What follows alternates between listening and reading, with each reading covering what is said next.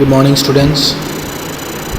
अभी next numerical है, we need to find out the slope and deflection of a cantilever beam in terms of E I के terms में find out करना है।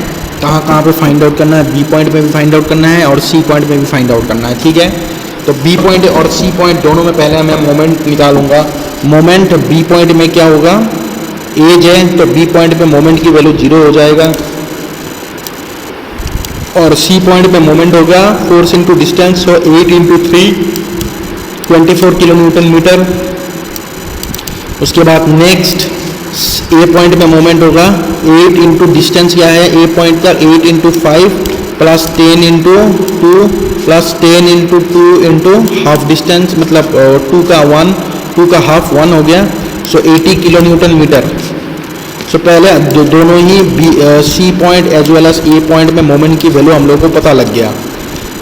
अभी मैं बेंडिंग मोमेंट डायग्राम बनाऊंगा। Bending moment diagram will be equal to C point में 24 divided by E I, क्योंकि ये bending moment diagram by E I diagram है, तो डिवाइड बाय ई आई करेंगे।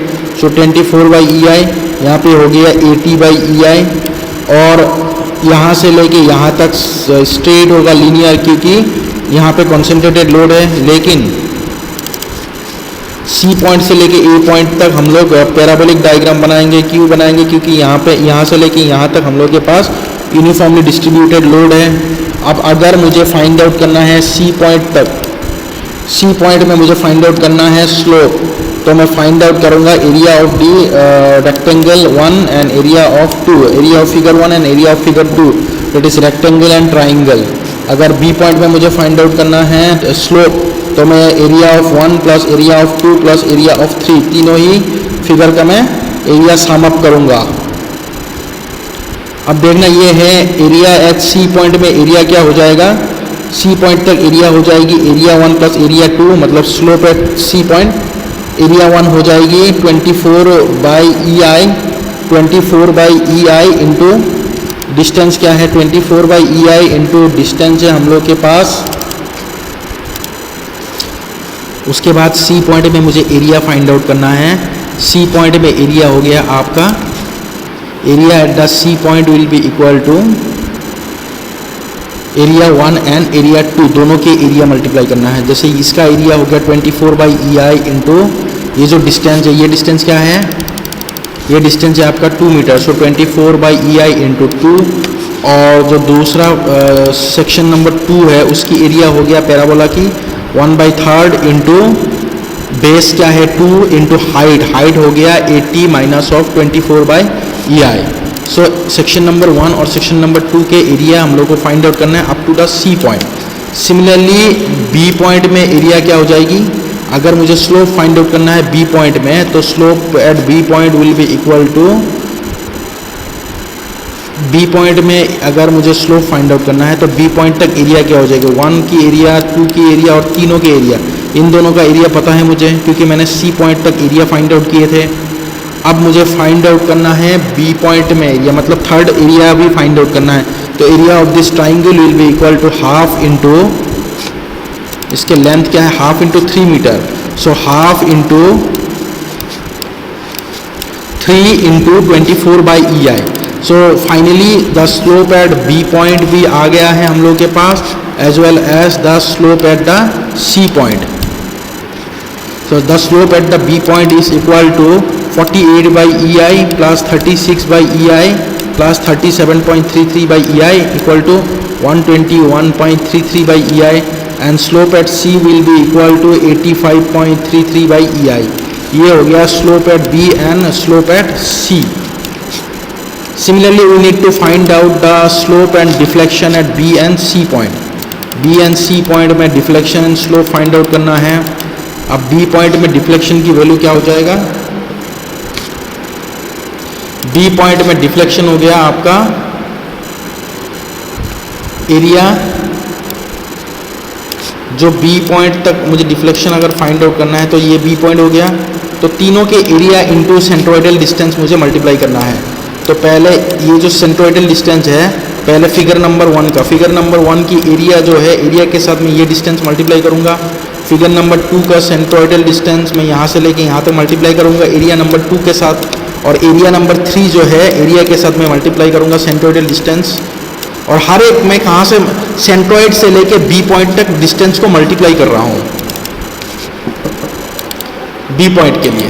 So deflection at B is equal to area of पहला area half into 3 into 24/EI triangle की area है, into जो figure number 3 है उसकी एरिया है, into 2/3 of 3 centroidal distance, plus parabola की area 1/3 into 56/EI into 2 into 3/4 of 2 plus 3 metre और 3/4 of 2 metre multiply किया। उसके बाद नेक्स्ट रेक्टेंगल की है फिगर नंबर 1 48/EI, ये पूरा रेक्टेंगल की एरिया है into centroidal distance into 3 metre plus 2/2 मतलब 1 मीटर, 3 + 1 = 4 मीटर हो गया। So deflection at the B point will be equal to 431.99 divided by EI। Similarly deflection at C, deflection at C is equal to 48/EI into 1, ये हो गया rectangle के area 48/EI into half distance किया multiply centroidal distance plus area of the parabola 37.33/EI into parabolic मतलब into centroidal distance, that is centroidal distance क्या है आपका 3/4 of 2, सो 3/2 बन गया है। सो फाइनली हम लोग के पास वैल्यू आ चुका है, deflection is equal to 103.995 divided by EI will give us the deflection at C point. उसके बाद next numerical, find out the slope and deflection at B point and C point of the given beam shown in figure by moment area method. देखिए ये numerical same है जैसे मैंने अभी last में किया मतलब प्रीवियसली किया था, यहाँ पे सिंपल बेंडिंग मोमेंट डायग्राम बना, लेकिन डिफरेंट क्या है इस न्यूमेरिकल में, डिफरेंस यही है कि यहाँ पे मोमेंट ऑफ इनर्शिया I है, यहाँ पे मोमेंट ऑफ इनर्शिया 2I है, मतलब दोनों सेक्शन में मोमेंट ऑफ इनर्शिया की वैल्यू डिफरेंट है। अगर डिफरेंट होता है तो पहले तो हम लोग बेंडिंग मोमेंट फाइंड आउट करेंगे। Bending moment at C point will be equal to 5 × 2 10 kilonewton metre and bending moment at the A point will be equal to 5 into distance क्या है यहाँ से लेके यहाँ तक 5 × 4 प्लस 10 से लेके डिस्टेंस क्या है plus the 10 × 2 equal to 40 kilonewton metre. So bending moment C point में भी फाइंड आउट कर लिया हम लोगों ने, A पॉइंट में भी फाइंड आउट कर लिया, और B पॉइंट में बेंडिंग मोमेंट की वैल्यू हो जाएगी आपका 0 क्योंकि ये एज है, एजेस पे हम लोग की बेंडिंग मोमेंट कैंटिलीवर बीम्स में 0 होते हैं। उसके बाद मैं बेंडिंग मोमेंट डायग्राम बनाऊंगा, ये हो गया आपका बेंडिंग मोमेंट डायग्राम। सो यहाँ पे 0 है, यहाँ पे 0 है, यहाँ पे 10 है और यहाँ पे लास्ट में हम लोग के 40 है। अब bending moment divided by EI diagram बनाएंगे, लेकिन EI जब डिवाइड करेंगे हम लोग को देखना ये है कि एक सेक्शन में I है, एक सेक्शन में 2I है, ये भी हम लोग को देखना है। तो जैसे हम लोग I एंड 2I देखेंगे, देखना यहाँ पे हो गया आपका 10 यहाँ पे हो गया B एंड C, यहाँ पे हो गया 10/EI, यहाँ पे हो गया 10/EI और यहाँ पे आपका हो गया है B और C 10/EI हो गया। उसके बाद 10/EI ये हो गया आपका।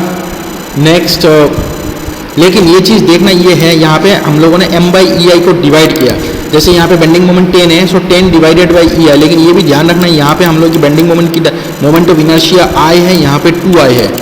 तो ये जो सेक्शन है C सेक्शन है, दोनों सेक्शन को शेयर कर रहा है, एक इसको भी कर रहा है शेयर, एक दूसरा इसको भी कर रहा है, तो 2 वैल्यू होगा। अगर इस तरीके से देखा जाए तो 10 divided by E into I हो गया, अगर उस सेक्शन को देखा जाए तो 10 divided by E into 2I हो जाएगा, क्योंकि I की वैल्यू 2I है। सो 10 divided by E into 2I हो जाएगी 5/EI। सो फाइनली हम लोग के पास 2 मोमेंट ऑफ इनर्शिया के कारण चेंज हो रहे हैं, यहाँ पे 40/EI होना चाहिए। सो 40/E इंटू I की वैल्यू क्या है 2I है, सो 40/2 EI हो जाएगी आपका 20/EI।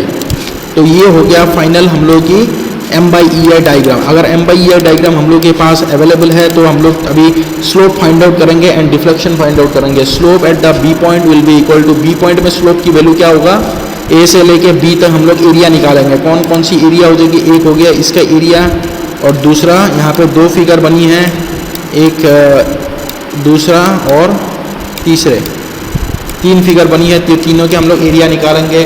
पहले एरिया हो गया हाफ इंटू 2 इंटू 10/EI इसके एरिया। दूसरे का एरिया क्या है, हाफ इंटू 2 इंटू 15/EI। देखिए 20 माइनस और 5 करेंगे ऊपर की वैल्यू तो ये 15 आ जाएगा। सो ये हो गया दूसरे के एरिया।